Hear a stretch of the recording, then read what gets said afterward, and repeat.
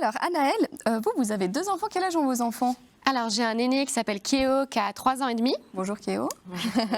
Et un petit dernier, Soa, qui a 8 mois, qui a fait 8 mois hier. Très intéressant. J'adore les prénoms très originaux. Merci. C'est super sympa. Alors, vous avez rencontré pas mal de difficultés avec votre premier au niveau du sommeil. Racontez-nous un petit peu. Exactement. Donc, je suis rentrée dans la maternité en pensant que ça allait être facile, parce que finalement, c'est ce qu'on nous vend sur le papier.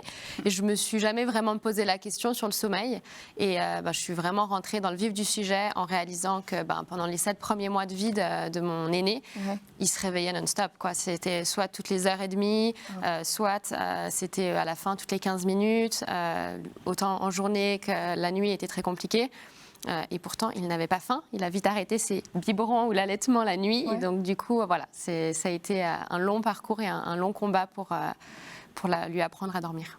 Moi, je pense qu'il y a beaucoup de parents qui se reconnaissent dans ça. On est beaucoup de parents à se réveiller toutes les heures, toutes les 2 heures. Caroline, n'est-ce pas? Je présume qu'en consultation, vous devez avoir des parents qui arrivent à bout. Qu'est-ce que vous avez fait pour réguler un petit peu Déjà, au bout d'un moment, je me voyais plus les mains, j'y arrivais plus. Et j'ai décidé d'aller à l'hôpital de l'enfance pour voir s'il n'y avait pas un problème que je manquais, vu que mon pédiatre, à ce moment-là, il me disait, c'est un bébé, il se réveille, c'est normal.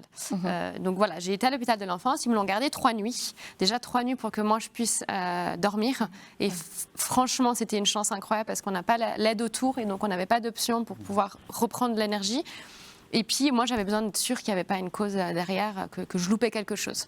Bon, ils m'ont dit, vous verrez, en général, la première nuit, ils dorment nickel chez nous, même si ce n'est pas le cas à la maison. Je suis revenue le lendemain matin, il n'avait pas dormi de la nuit, ce qui m'a un petit peu rassurée quand même. Je me suis dit, ça ne vient pas de moi, ça ne vient pas de nous. Exactement. Il était content, il était avec les infirmières du service, enfin voilà. Et du coup, au bout des 3 jours, elle voyait une petite amélioration, moi j'ai pu me reposer. Et puis après, on a décidé vraiment de mettre en place, avec l'aide de conseils aussi qui m'ont donné là-bas, des routines très strictes, de respecter les horaires vraiment pour les siestes, pour le coucher, de lui apprendre en fait à s'endormir tout seul parce qu'il avait toujours besoin d'être bercé. Et puis du coup, on a vraiment, honnêtement, pendant des mois, on a respecté ce rythme vraiment, mais drastique, quitte à se retraire un peu de la vie privée. On faisait vachement moins de choses socialement. On disait, non, là, il y a la sieste. Non, là, on va le coucher. Mais en fait, voilà, on lui a fait confiance, on lui a parlé, on s'est aussi reboosté. Et puis, au bout de 2 mois, vraiment, on a vu le jour et la nuit, quoi. Il faisait ses nuits et puis les siestes étaient vraiment acquises. Et puis, il avait compris comment s'endormir tout seul. Et je crois que ça a fait la grosse différence. Anaëlle, du coup, vous, avec le 2e enfant, ça a été plus simple. Déjà, il faut savoir qu'entre-temps, j'ai quand même fait un travail sur moi-même pour comprendre, pour me dire peut-être qu'il y a aussi quelque chose qui se joue chez moi. J'ai quand même réalisé que j'avais fait un stress post-traumatique de mon accouchement qui n'a pas du tout été repéré. Et donc, du coup, j'ai créé ce podcast et je crois que je me suis soignée, en fait, diagnostiquée, soignée toute seule grâce au podcast. Et donc là, déjà, j'ai compris qu'il y avait aussi psychologiquement quelque chose qui se jouait chez moi et que mon enfant, qui est spécialement aussi sensible aux émotions, probablement qui m'aidait à comprendre qu'il y avait quelque chose. Donc, je le remercie. Après coup. Et pour le 2e, du coup, j'avais fait un énorme chemin. J'avais 2 ans de podcast derrière moi avec des pros, des mamans, enfin voilà. Et du coup, je m'étais promis de faire différemment, de ne pas le bercer, d'être beaucoup plus zen et puis en fait de lui apprendre beaucoup plus vite à s'endormir tout seul.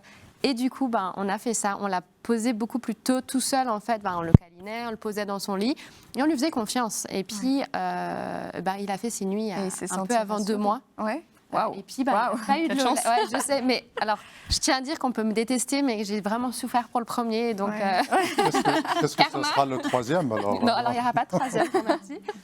Mais il n'a pas eu de Lolette non plus parce qu'il ne la voulait pas. Et du coup, il a vite trouvé ses doigts. Et aussi quelque chose que je dois dire, c'est que je lui ai fait confiance, je me suis fait confiance. Et j'ai vu que sur le dos, il ne dormait pas. Et donc, on l'a fait dormir sur le ventre. Et je le dis, c'est un choix vraiment des 2 parents. On était très à l'aise avec ça. Presque dès le début, il était à côté de nous dans la chambre. Et en fait, avec ses doigts sur le ventre, et je pense dans un environnement un peu plus sain, où il n'y avait pas de tension, peut-être ça a favorisé aussi les choses.